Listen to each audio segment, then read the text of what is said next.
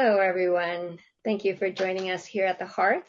Today we have Alison Greene-Barton, Eileen Sendrey, and myself here talking about preconception. What is preconception and what is its significance in our lives today? So one of the things that Kate, who isn't here with us, said just before she got off our phone call was she quoted Bruce Lipton and basically said, what is happening 3 months before our conception influences what egg is released. And we had a little discussion about that and not quite sure exactly how Bruce would know that. And Bruce is a cell biologist, a PhD in cell biology. But what it does make me think about is how much what happens before our conception plays a role in our lives. And that's what we're here to discuss today. So I'm going to just pause there and maybe open it up, see if either of you have anything to share about that so far. I could go. Well, preconception is something that we often, just in general society, we don't think about much. And many of us might have been planned, but there are many of us who weren't planned and weren't expected. And so there's a real wide range of experiences for different people about how they came in. But oftentimes, even for people who have have had the clarity that they want to have a child, there may have not been a lot of preparation in the preconception time. And in the pre and perinatal somatics field, when we are both getting to know what happened to each person in their coming into form journey, as well as in helping coach parents who are wanting to conceive or have had a baby, we place a lot of emphasis on what happened before and during conception. So it's a very significant time in imprinting implicit somatic memory or just our experience of ourselves and our beliefs and who we are and our felt sense of self. So I'll stop there and see, Alison, if you want to add anything. I think, yes, I'd love to add something. And listening to you, I'm thinking of the principle to welcome and to feel wanted. And I feel when we prepare for a child to come into our lives, we're really saying yes with a big capital Y. And we're welcoming this child even before this child is embodied. I feel like there's a sense of calling that child in. I worked with this lovely family at Beba who came to me because they had this very expressive and wonderful, big personality daughter. And they wanted to work with her to explore the idea of bringing in another child into their family.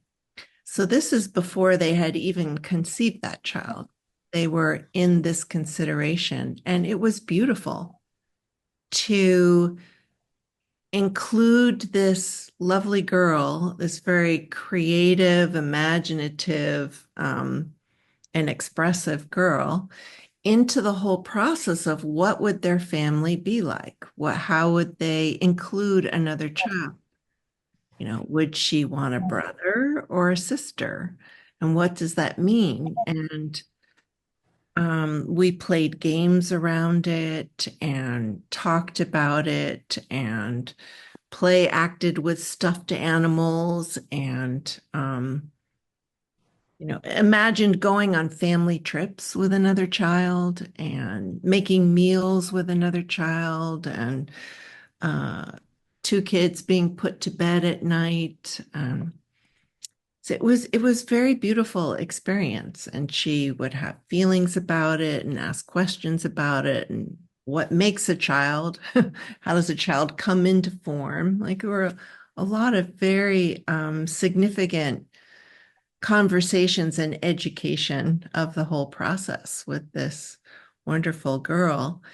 Um, and then they did get pregnant, and the little girl was very prepared for it and excited about it. So then the next like 9 months were about preparing for that child and coming together as a unit and welcoming that child together and what are their different roles, getting really clear on who's the child and who's the parent and um, how she can be with that child and making a birth plan that included her to have someone with her all the time and really talking about who should be there and who should not be there and what creates the most harmonious experience for all of them. So I'm talking about preconception, but I'm also talking about, the readiness of once the child was conceived and how to prepare for that. And it was a very beautiful experience. Then she was included in the after experience as well. And I learned a lot by working with them and their intention to create a very smooth transition and entry for this new baby into their lives. I'd never seen a family want to do that before. And it was exciting to work with them and to prepare for this. In my own preparation for my son, I was adopting. So my way of preparing for him was to sit with my husband. Every weekend, we would sit and meditate and open to our life. What would it be like to have this child in our life? And open to a birth mother coming to us. And we were very actively kind of being with what we felt might be the spirit of this child and whoever he or she would be in our lives. And it was a wonderful exploration to imagine our lives with this child and how do we plan it and how do we open to it and what do we need to change and um, how do we speak about this child to people once we know the process has started with the birth mother. So it was very intentional. We would write everything down. We would meditate for hours sometimes together. And then afterwards, we would write everything down and share our experience with each other. And it was such a sacred time of not knowing if it would happen or not, and really hoping it would happen, and really inviting this child into our lives intentionally. And I'm kind of surprised we did it. We did it it took 3 years to manifest our son through this. We did it for 3 years, very regularly. And sometimes we didn't have the time on the weekend, so we'd schedule something during the week, or we both traveled for our work, so we'd do it on the phone together.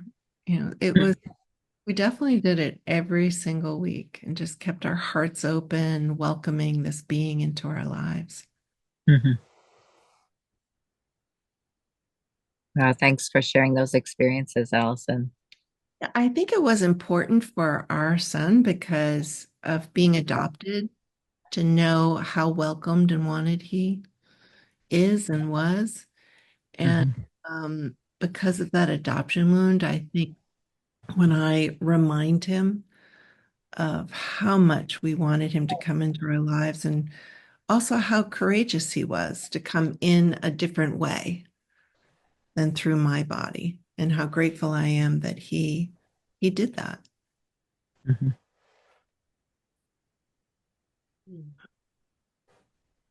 Thanks, Allison. There's something about just really listening to you. What I'm hearing is so much about preparation. And,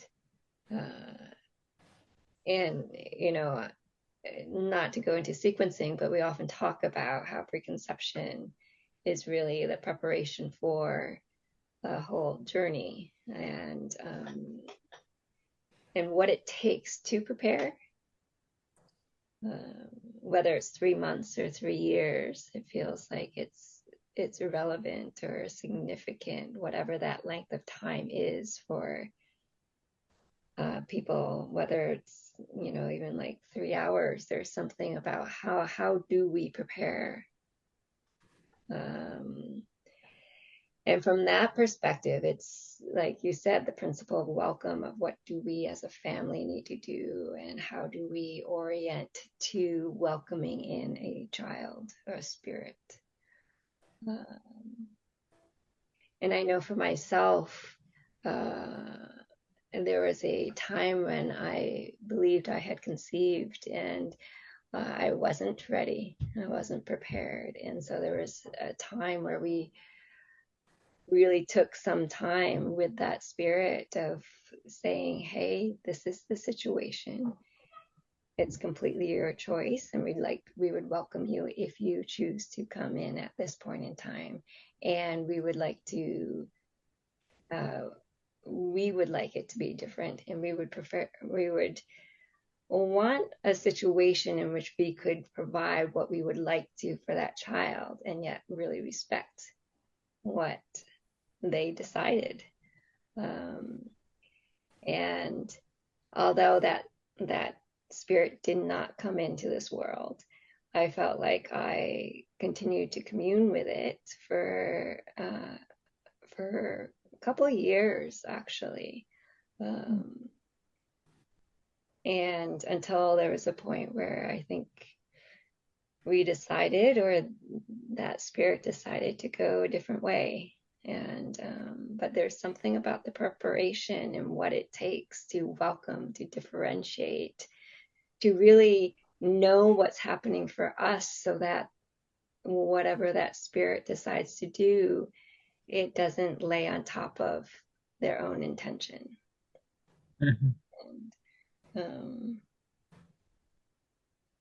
yeah, and I think that's so important, and given our own histories of like, what was it like for us to come into the world? There's the preconception on the family side, but then there's the preconception also on the spirit side of coming in, and what happens when we come into relationship with a family field. And how differentiated that family field is, how welcoming that family field is, how much space there is for us to have our own intention recognized and seen, and welcomed. Yeah. And I know that each of our preconceptions can vary dramatically from wherever it is we came, or how soon or how quick that journey is. Mm-hmm. Yeah. I feel there's like a lot more that we can say there, but I'm going to pause for the moment. Yeah. Well, what I'm appreciating about what both of you are saying is, you know, Allison, you brought in the principle of welcome. And welcome, the way that I work with it is it's a space to grow into. And so what both of you are speaking about, and you also, Kristin, is about making space for the new being to come in with their own intentions, with the parents differentiating their own material, so that there's not this heavy overlay onto the new child, all of the parents' material, but that the parents are actually owning their own material, doing their own work, so that doesn't get laid over the child's intentions as they're coming in. And so just what I heard both of you say in so many ways is that we're making space for a new being to come in as they are, with their own intentions for their own unfolding. And there are so many angles, as you said, Kristin, that we can talk about, or there are just so many experiences, Alison, both with parents intentionally preparing for what they want to do to open up a space for a new being, or those of us who work with infants, children, and adults who had something non-optimal happen. And well, we weren't welcomed, we weren't prepared for, and then how to work with that, how to integrate the consequences of that. So there are so many angles to this conversation.